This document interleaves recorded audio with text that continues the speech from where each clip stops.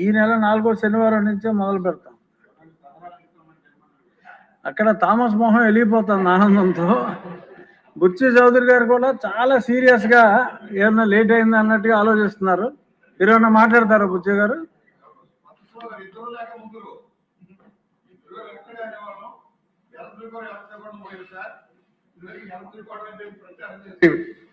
కుటుంబ నేతను పాటించారు. ఇవాళ ప్రపంచవ్యాప్తంగా ఇదే అభివృద్ధి చెందిన దేశాలే వెనకబడిపోతున్నాయి సార్. ఇవాళ చైనాలో జీరోకి వెళ్ళిపోయింది సార్, జీరో కంటే మైనస్కి వెళ్ళిపోతుంది. జపాన్ అదే పరిస్థితుంది, కొరియా అదే పరిస్థితుంది, యుఎస్లో కూడా ఎలా ఉంది, ఇండియాలో కూడా అదే పరిస్థితి వస్తూ ఉంది. ఇవాళ ముఖ్యమంత్రి గారు తీసుకున్న ఈ నిర్ణయం హర్షదాయకం. ఎందుకంటే ఇది రోల్ మోడల్, భారతదేశానికి రోల్ మోడల్. అనేక విషయాల్లో ఇదివరకు గతంలోనే చంద్రబాబు గారు ఇచ్చిన సందేశాలు తీసుకొని రోడ్లు కానీ అవన్నీ కూడా ఎలాగైతే రిఫార్మ్స్ వచ్చినాయో దీంట్లో కూడా రిఫార్మ్ రావాల్సిన అవసరం ఉంది. జనాభా పెరగాల్సిన అవసరం ఉంది. యుద్ధాల వల్ల, ప్రపంచ యుద్ధం వల్ల ఎంతమంది, సెకండ్ వరల్డ్ వార్లో ఎన్ని లక్షల మంది పోయారో మనం చూసాం. మళ్ళీ ఇవాళ జరిగే యుద్ధాల్లో కూడా పరిస్థితి వస్తా ఉన్నాం. జనాభాని అదుపు చేసినందువల్ల నష్టం జరుగుతుంది. మన భారతదేశానికి ఉన్న ఎసెట్ ఇవాళ చైనాతో కూడా పోటీ పడుతుంది. కాకపోతే మనకంటే అడ్వాన్స్గా వాళ్ళు రిఫార్మ్స్ తీసుకున్నారు, మనం కొంచెం వెనకబడ్డాం. ఆ రిఫార్మ్స్ అందిపుచ్చుకోవడంలో చంద్రబాబు గారు అగ్రగామిగా నిలబడటంలోనే ఇవాళ హైదరాబాద్ వంటి నగరం వచ్చింది. అనేక సాంకేతిక ప్రతిభ వచ్చి మన పిల్లలు ఇతర దేశాల్లోకి వెళ్ళి షైన్ అవుతున్నారంటే అలాగే చంద్రబాబు ధైర్యంగా తీసుకున్న నిర్ణయం.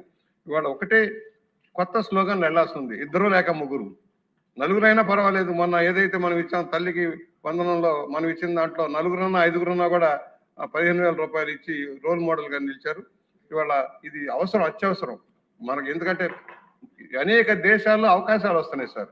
ఒకప్పుడు మైగ్రేషన్ వెళ్ళిపోయేవాళ్ళు, ఇవాళ ఆ మైగ్రేషన్ ఇతర దేశాల్లో కూడా అవకాశాలు వస్తున్నాయి. జర్మనీ కావచ్చు, ఫ్రాన్స్లో కావచ్చు, చాలా దేశాల్లో మన టెక్నీషియన్స్కి, నాలెడ్జ్ పర్సన్స్కి అవకాశాలు వస్తున్నాయి.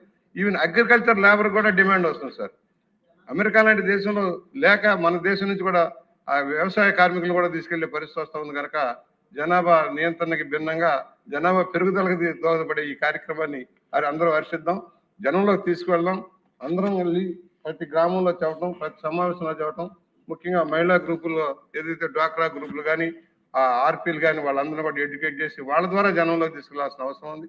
వాళ్ళు అనేక ఇన్సెంటివ్స్ ఇస్తా ఉన్నాం. ఆ ఇన్సెంటివ్స్ తోటి పాటు దీన్ని కూడా మనం ప్రొజెక్ట్ చేయాల్సిన అవసరం ఉందని తమ ద్వారా ముఖ్యమంత్రి గారికి మనవి చేస్తాం. 4వ శనివారం కంపల్సరీ మీరు ఈ కార్యక్రమంలో ప్రతిరోజు పాల్గొవచ్చు. రోజు కార్యక్రమమే మా బోటి వాళ్ళకి రోజు కార్యక్రమాలే. మా థామస్ గారు ఇందాక కూర్చున్నారు సార్. థామస్ గారు ఎన్ని వేల మందికి పిల్లలు తయారు చేశాడో ఆయన చెప్తా ఉన్నారు. బుచ్చే చౌదరి గారు మాట్లాడతాం చూసి కొంతమంది యువకులు కూడా ఆవేశపడుతున్నారు.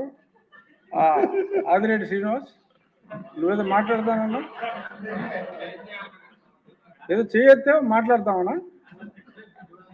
చెయ్యొచ్చింది ఏంటంటే, ఒక్క బిడ్డ ఉన్న వాళ్ళకి మాకు ఇలాంటి నిర్ణయాలు తీసుకోవద్దు, ఇప్పుడే బుడిబుడి అడుగులు వేస్తున్నావు రాజకీయం కానీ సీఎం గారికి నీ ద్వారా తెలియచాను.